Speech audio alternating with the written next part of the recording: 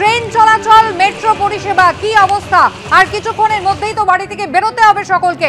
অরিত্রিক ভট্টাচার্য রয়েছেন আমাদের সঙ্গে। অরিত্রিক, দেখো, ট্রেন চলাচল, মেট্রো চলাচল দুটোই সম্পূর্ণ বিঘ্নিত।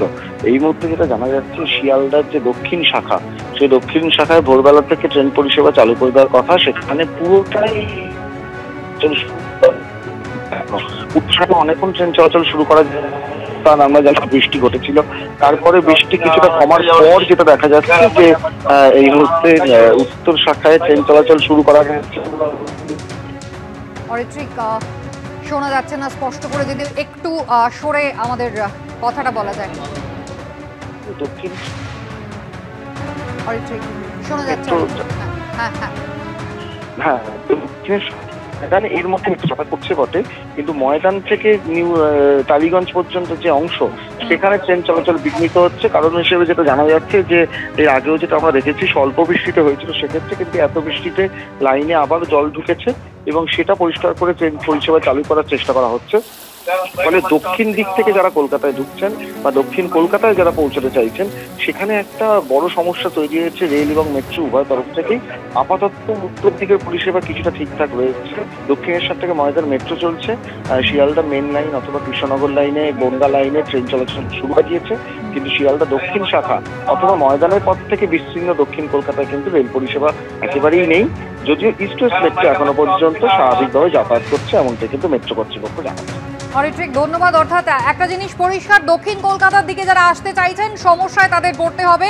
শিয়ালদা দক্ষিণ শাখায় ট্রেন চলাচল যেমন বিঘ্নিত হয়েছে, তেমনি ময়দান থেকে টলিগঞ্জ পর্যন্ত কিন্তু ট্রেন চলাচল হচ্ছে না, কারণ আবারও সেই লাইনে জল। আর পরিসংখ্যানও যেটা বলছে, নিকাশি বিভাগ কলকাতা পুরসভার যা বলছে, সেটাও কিন্তু একেবারে সেই দক্ষিণ কলকাতা, যেখানে কিন্তু বৃষ্টির পরিমাণ সব থেকে বেশি। কামরাহরি, গড়িয়া, সেখানে 332 মিলিমিটার পর্যন্ত বৃষ্টি হয়েছে। যোধপুর পার্ক, সেখানে কিন্তু তারপরেই বৃষ্টি হয়েছে। এবং পরিসংখ্যান আপনাদের একবার জানিয়ে দিই, মূলত বৃষ্টি হয়েছে কিন্তু দক্ষিণ কলকাতায় সব থেকে বেশি। বালিগঞ্জ 264 মিলিমিটার বৃষ্টি, চেতলায় বৃষ্টি 262 millimetre, Palmer Bazar 217 millimetre, ধাপায় 212 millimetre. শুরু থেকে একবার আপনাদের বলি, একেবারে শুরুতে কামরাহরি গড়িয়া 332 মিলিমিটার বৃষ্টি, যোধপুর পার্কে 285 মিলিমিটার বৃষ্টি, কালীঘাটে 280.2 মিলিমিটার বৃষ্টি, তপসিয়ায় 275 মিলিমিটার বৃষ্টি হয়েছে। বালিগঞ্জ 264 মিলিমিটার বৃষ্টি হয়েছে, চেতলায় বৃষ্টি হয়েছে 262 মিলিমিটার, মোমিনপুরে 234 মিলিমিটার, চিংড়িঘাটায় 237 মিলিমিটার, পামার বাজার 217 মিলিমিটার বৃষ্টি হয়েছে, ধাপায় 212 মিলিমিটার, সিপিটি ক্যানাল 209.4 মিলিমিটার, উল্টোডাঙ্গায় 207 মিলিমিটার, কুদঘাটে 203.4 মিলিমিটার, ট্যাংরা পাগলাডাঙ্গায় 201 মিলিমিটার, ট্যাংরা কুলিয়ায় 196 মিলিমিটার এবং ঠনঠনিয়া চত্বরে 195 মিলিমিটার। বুঝতে পারছেন, দক্ষিণ কলকাতায় কিন্তু বৃষ্টির পরিমাণ তুলনামূলকভাবে বেশি এবং এই মুহূর্তে রাস্তাঘাটের সমস্যাও দক্ষিণ কলকাতায় সব থেকে বেশি। ইএম বাইপাস থেকে শুরু করে সর্বত্রই কিন্তু জলের তলায় চলে গিয়েছে এলাকা। এবং তার পাশাপাশি শিয়ালদা দক্ষিণ শাখায় ট্রেন চলাচল যেমন বিঘ্নিত, তেমনি যারা মেট্রো ট্রাভেল করার চেষ্টা করবেন তাদের জন্য জানাই, ময়দান থেকে টলিগঞ্জ পর্যন্ত লাইনে জল জমেছে, মেট্রো চলাচল করছে না। তবে ইস্ট ওয়েস্ট মেট্রো কিন্তু স্বাভাবিকভাবেই চলছে। সাউদার্ন এভিনিউ এর ছবি দেখতে পাচ্ছেন।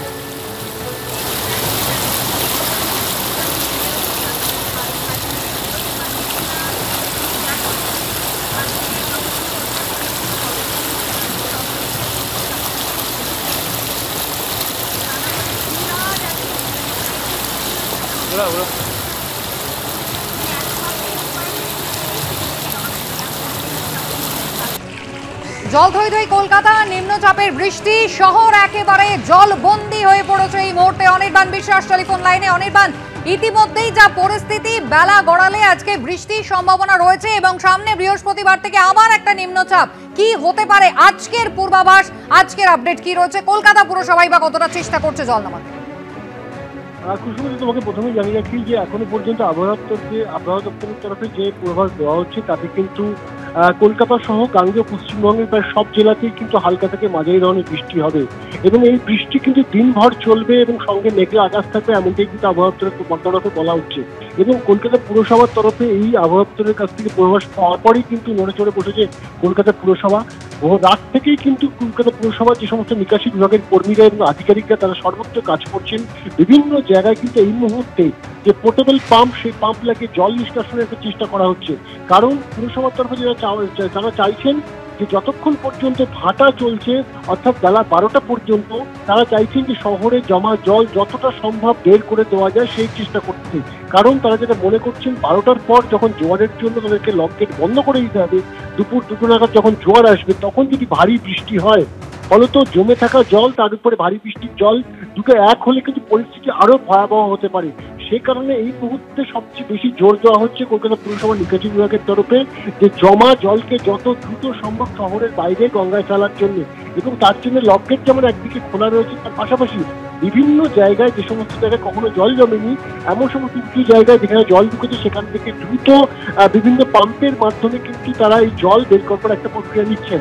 আমরা যে খবর পাচ্ছি কলকাতা পুরসভা সূত্রে যে গত 5 ঘন্টা মূলত 12টা থেকে 5টার মধ্যে যে বৃষ্টিপাত হয়েছে কলকাতা শহরে তা কিন্তু ইদানিংকালে রেকর্ড, এবং এই রেকর্ড কিন্তু এই কারণে বলা হচ্ছে কারণ সর্বশেষ যে তথ্য পুরসভার হাতে এসে পৌঁছেছে যে 332 মিলিমিটার বৃষ্টি হয়েছে গড়িয়ার, সেই বৃষ্টি কিন্তু এর আগে শেষ কবে হয়েছে সেই তথ্যও কিন্তু পুরসভার কাছে নেই। এবং পুরসভার যে ইদানিংকালের ইতিহাস সেই ইতিহাসে কিন্তু এই 5 ঘন্টার বৃষ্টি এখনো পর্যন্ত রেকর্ড।